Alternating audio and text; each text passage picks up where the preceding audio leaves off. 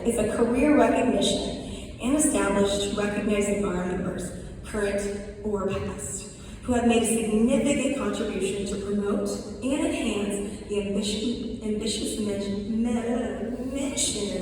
of NAGARA. This honor is intended to acknowledge, to the greatest possible extent, NAGARA's appreciation, esteem, respect, and regard.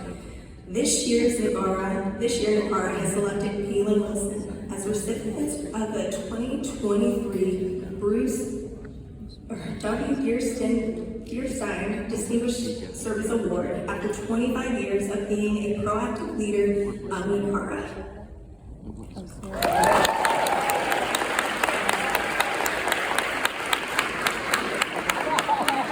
Not that, Galen. Give me a minute. Let me talk about how awesome you are. Galen has been a vocal force within the field of records and information management with over 40 years of service, as can be attested by the high praises and support from colleagues within the federal, state, and local government. Even through Galen's recent retirement after 30 years at the National Archives and Records Administration, he continues to be an active leader of the organization, and including most recently as chair of this year's amazing program committee. Please join us in congratulating Galen Wilson. It is my absolute privilege to be the one handing him this award, as he has been a huge mentor for me for at least 15 years. And the fact that I get to do this to him in the state of Ohio is amazing. Galen, please come on.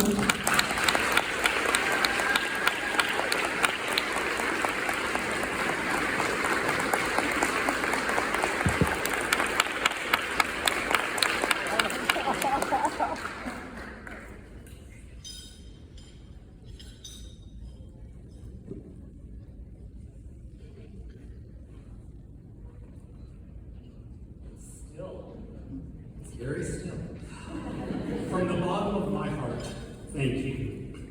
My first NAGARA conference was in Ohio, 1999, in Columbus. Receiving this award also in Ohio is a joy.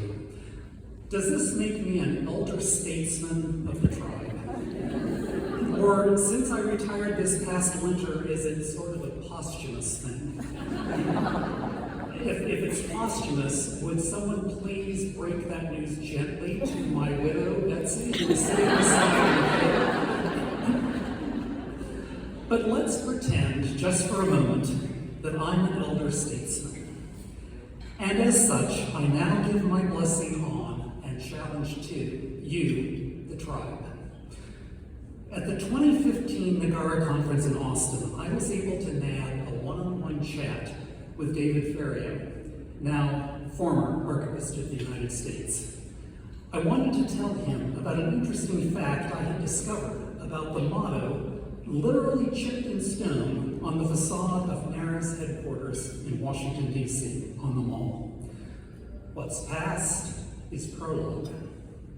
The archivist knew that it was from Shakespeare's The Tempest, but he didn't know what I was about to tell him, its context in the plot, which I learned because I was going to say those words myself on stage the following month, playing Antonio in The Tempest.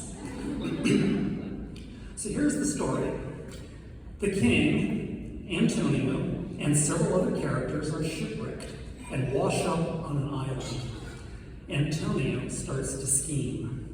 He pulls aside Sebastian, the king's younger and not very bright little brother, to sell him on an ingenious idea. If together they kill the king, on this island, Sebastian can be crowned king when they get home. Antonio will then, of course, quietly rule from behind the throne. Antonio whispers in Sebastian's ear, much like the serpent whispered into Eve's ear in the Garden of Eden, what's past is prologue. What to come in your and my discharge. So, I pointed out to the archivist, the motto of the National Archives is actually taken from a plot to overthrow the government. Just let that sink in for a minute. The motto selectors didn't think that one through, did they? The archivist paused, smiled, and changed the subject. It was amusing back in 2015 to uncover the full story of what's passed as prologue. Because in 2015, overthrowing the government, at least our government, was not possible. That only happened in ancient civilizations. In previous centuries, it cropped up in the 21st century only in societies already barely stable. And then, the unthinkable happened. People actually descended on our nation's capital, actually did try to overthrow our government. They didn't say it to each other in so many words, but they had internalized Antonio's seduction. What to come is at your and my discharge. But government overthrow can also be accomplished by stealth, an inch at a time. I suggest to you that this is happening right now, and it is not from barbarians catapulting boulders at the castle walls. Our new foe is internal. Inside many state legislatures, office holders seek to make it harder for citizens to vote. Concurrently, legislators are erecting ingenious new roadblocks to keep citizens from learning what governments at all levels are doing. Denial of access to government information that belongs to the people, and in particular, denial of information to investigative reporters is working its way through a number of legislatures right this very minute. I pulled this week at our house, we get a weekly news magazine called The Week, and it's a digest of the news going on in the country. And in a little column, a little piece that was pulled out of NBCnews.com was a little clip I'm going to read to you. Now, in the interest of nonpartisanship, I will redact some names so as to not point the finger at anyone. I learned this morning from our friends at Logicull that redaction, something sucks.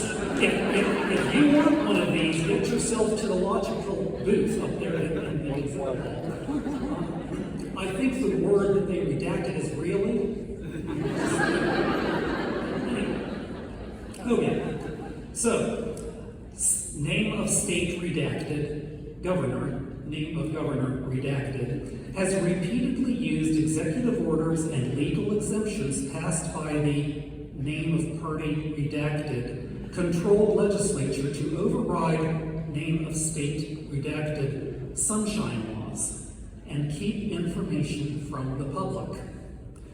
The materials he has kept private include his travel records, who pays for his trips, visitor logs to the governor's mansion, and data on state COVID infections. So you can probably fill in those blanks yourself, but moving right along.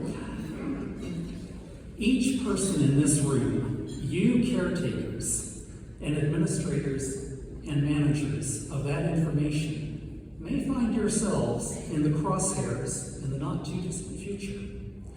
What do you do when the law forbids you to provide publicly owned information to a member of the public seeking it? The old curse says, may you live in interesting times, and we do. NAGARA's Advocacy Committee is working this summer and fall on a position paper to craft NAGARA's response to legislative action chipping away at open government, the bedrock of our democracy. If you would like to be part of this important work, I invite you to contact Nick Knizin, who chairs that committee. Nick is not able to be at the conference, but I would invite you to talk to Johnny Hadlock, and Johnny will make sure that Nick hears that you are interested, that he will connect you with Nick. The past few years have seen a huge growth in NAGARA membership. This is an organization poised to pull a good deal more weight than it did just a decade ago. You can be proud of it, as I am proud of it. I challenge you to work with it and within it to bolster democracy where it really matters, at the grassroots. Thank you very much.